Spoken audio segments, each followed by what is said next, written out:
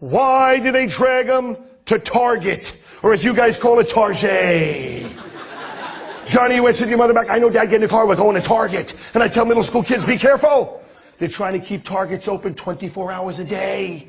Mom finds your report card at 3 o'clock in the morning. You're going to Target.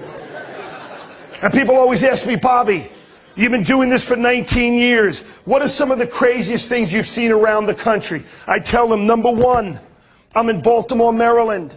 I drive through this neighborhood, no exaggeration. There's a street sign in the neighborhood that reads, slow children playing. And all I imagine is kids going through slow motion in that neighborhood. I'm in Montana. I'm in the eastern side of Montana. No exaggeration, a town of 500 people. The biggest building in the town is the fire department. I go by the fire department. I had to rub my eyes about 4 or 5 times. Right in front of the fire department on the building are the words, Lambert Fire Department. Same day fire service. No. I'll wait 2 days for my house to burn down.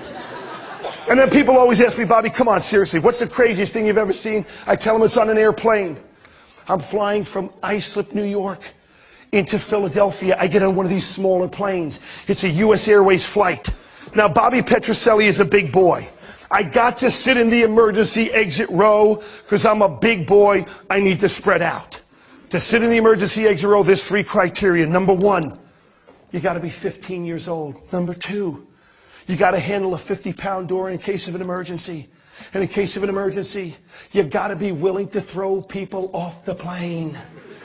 But every once in a while, no exaggeration, on these smaller U.S. Airways flights, they have an extra warning sign. And it's glued to the tray table that folds down. I promise you, students, I have never laughed so hard in my life, especially on an airplane. Here's what the extra warning sign read. Warning. Please contact a U.S. Airways crew member if you cannot, I repeat, cannot read, speak, or understand English. Okay? How would I read the sign in the first place?